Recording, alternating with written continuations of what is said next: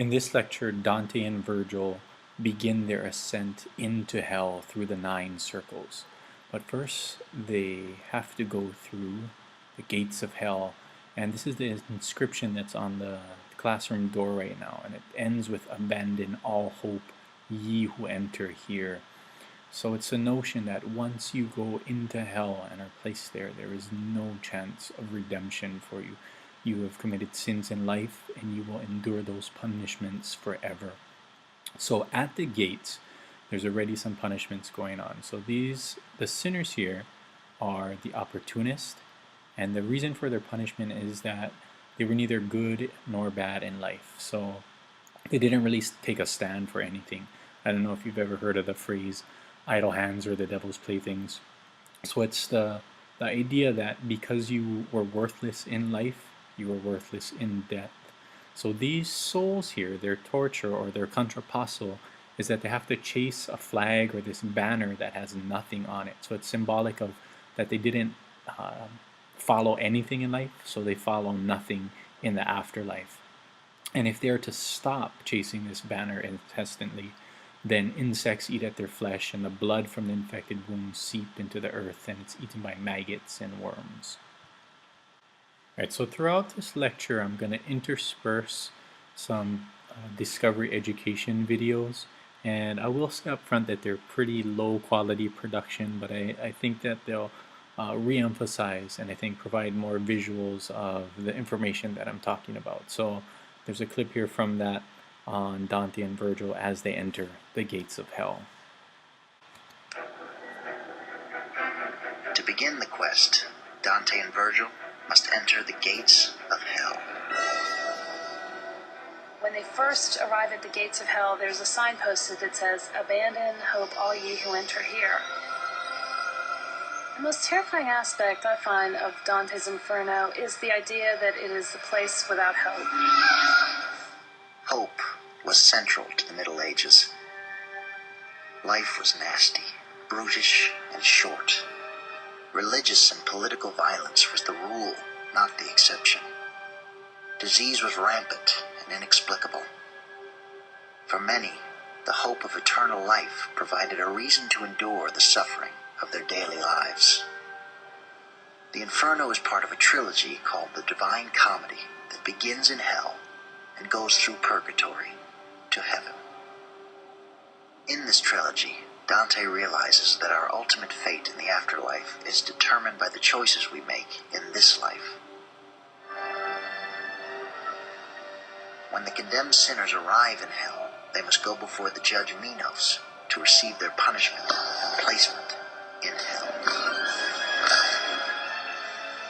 What hell does is register the kind of person you become and kind of recreate that in an eternal way.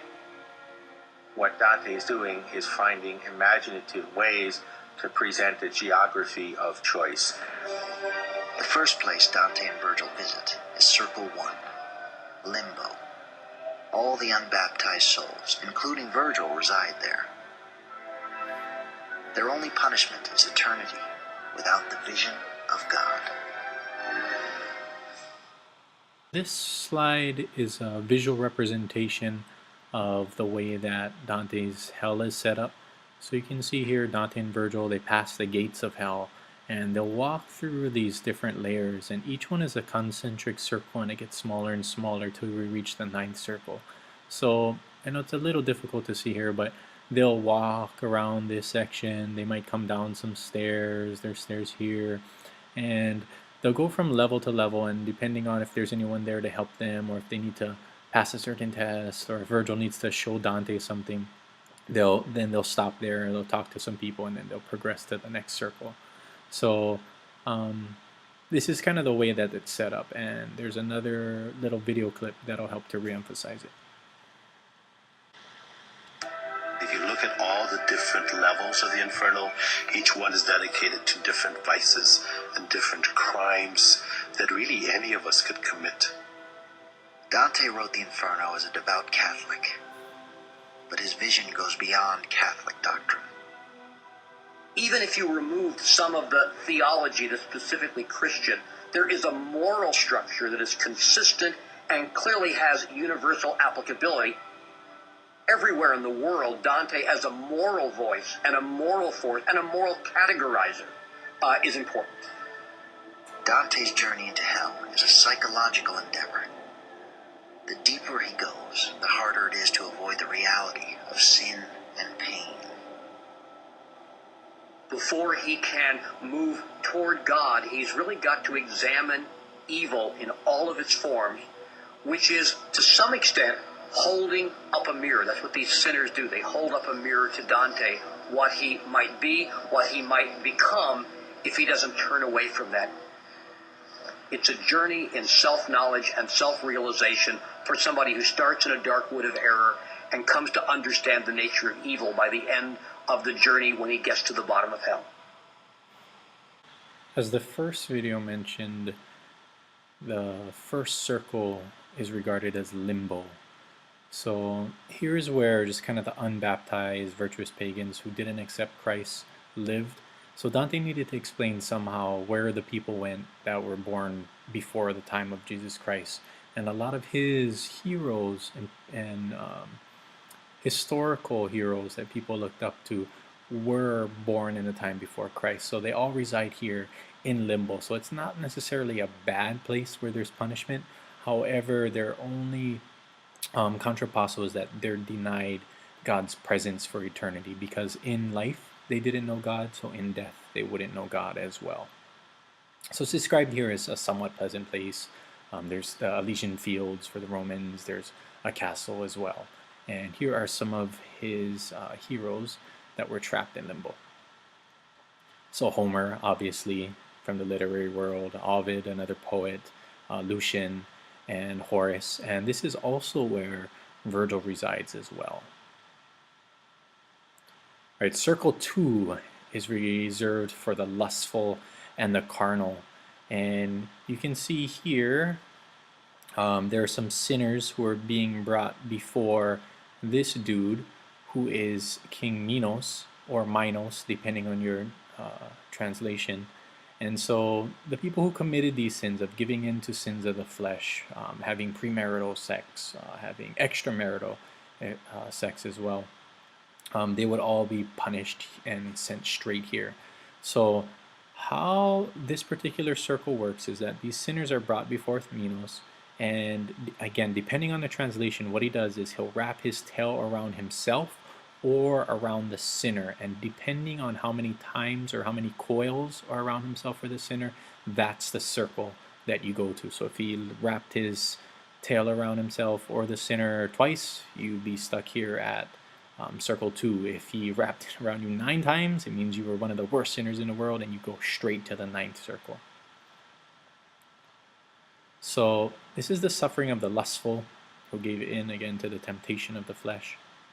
And they are regarded as indulging in their passions beyond reason. So you might be able to have these thoughts, but to act on them is a sin.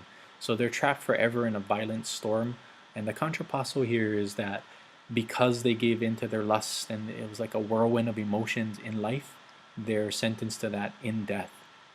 However, in addition to that is that the person that they committed the sin with is also here, and they can always see that person, but they can never be with that person. So to Dante, the psychological aspect was just as bad, that you could see the person that you love for eternity, but you could never actually be with them or touch them ever again. So the two lovers here are Paolo and Francesca, and they're pictured here in this depiction. And it's of note that Dante stops to talk to Francesca. He asks Virgil, "Oh, can I talk to her?" And Dante says, "Sure, you can ask her."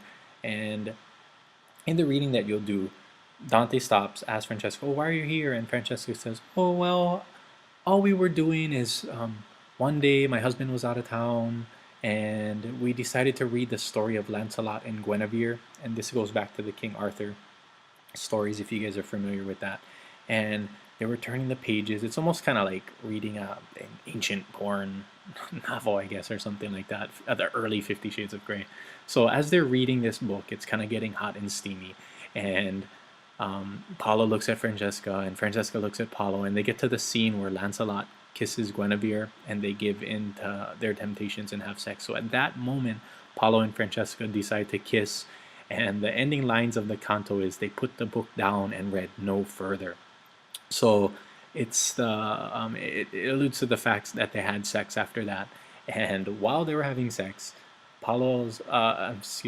Francesca's husband actually came back early from his trip. He opens up the door, sees both of them, kills them both, and immediately they go down to the second circle. And it says that the ninth circle waits for him. So that's the story of Paolo and Francesca. Moving on to circle 3. So this is the glutton. So this picture here shows the suffering of the gluttons. And their sin in life was that they overindulged, not necessarily only in food, but in excess or waste. And their contrapasso is that they lie in putrid slush, symbolic of the garbage that they produced in life. So it's continually raining and hailing excrement and feces, and they have to eat all of this waste. So because in life they overindulged in it, in death they have to overindulge as well. So they cannot stop eating. They just eat and eat and eat and consume this waste. And if they ever stop, they provide a hefty stack for Cerberus or Cerebrus, depending on the translation. So what he does is he consistently eats these sinners, and I guess how the way that this particular hell works is that you endure the punishment over and over. So if you were ever to stop, he would chew on you and eat you and I guess crap you out, and then you have to endure the punishment of eating over and over again, or be mangled by Cerberus again. So again, this is symbolic of their excessive drinking, eating, or overindulgence in life. So because they acted like animals, they would be eaten by this particular animal. Moving on to circle 4, this is for the hoarders and the wasters. So this picture here shows the sinners pushing giant boulders against each other. And so you can also think of the hoarders and the wasters as the greedy and the wasteful, and they're divided into 2 groups.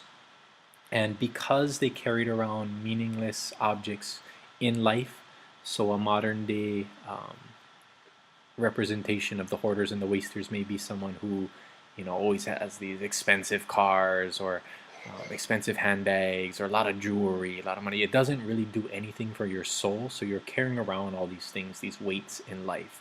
And so in death, the contrapassos, they carry around and have to push around these meaningless things in the form of boulders.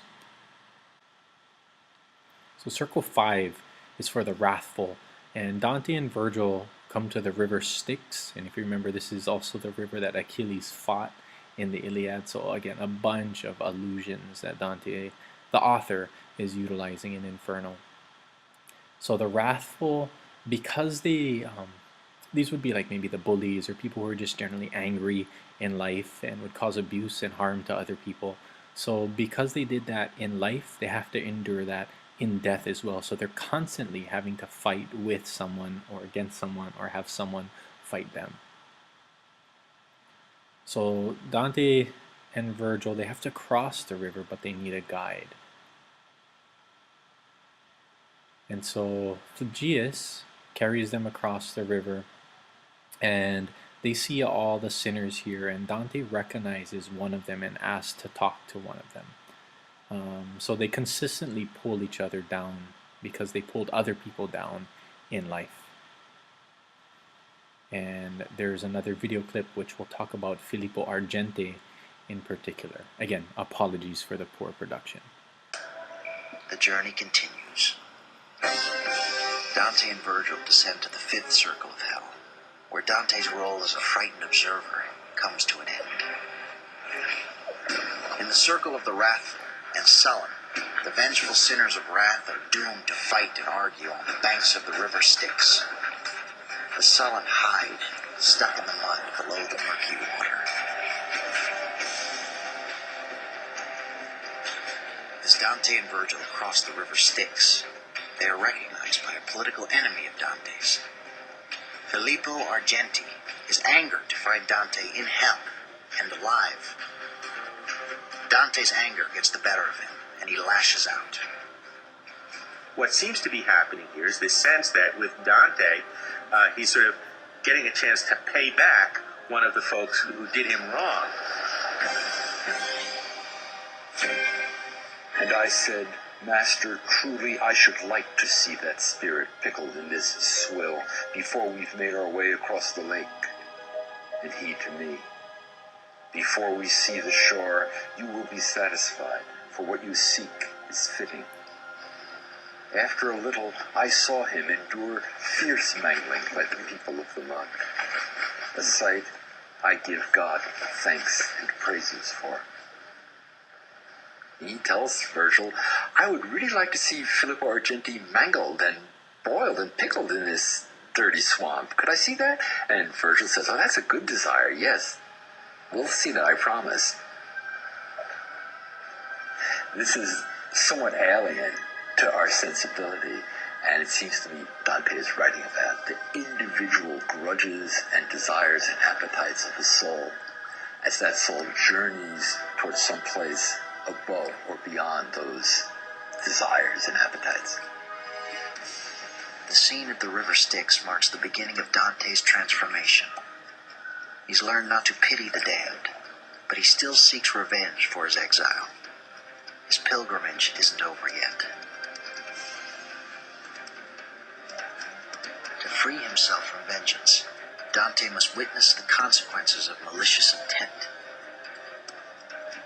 In the depths of hell, he will face the sinners of violence.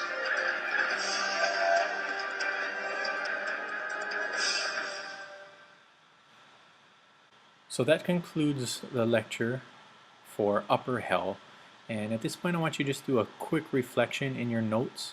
So on the left-hand side of your double entry journal, I want you to write down these two questions. And then on the right-hand side, I want you to provide brief answers. So number one is, what people, texts, ideas influence Dante's work according to this lecture? And number two is, what are your initial thoughts on the idea of contrapassos, that idea of the counter-suffering or the counter-sins or punishments? Do they align with your feelings and thoughts about justice and or morality? And I want you to explain briefly why or why not. And when you're done with that, you can go ahead and begin the next lecture, in which we journey through Lower Hell, which deals with the more severe sins and their punishments.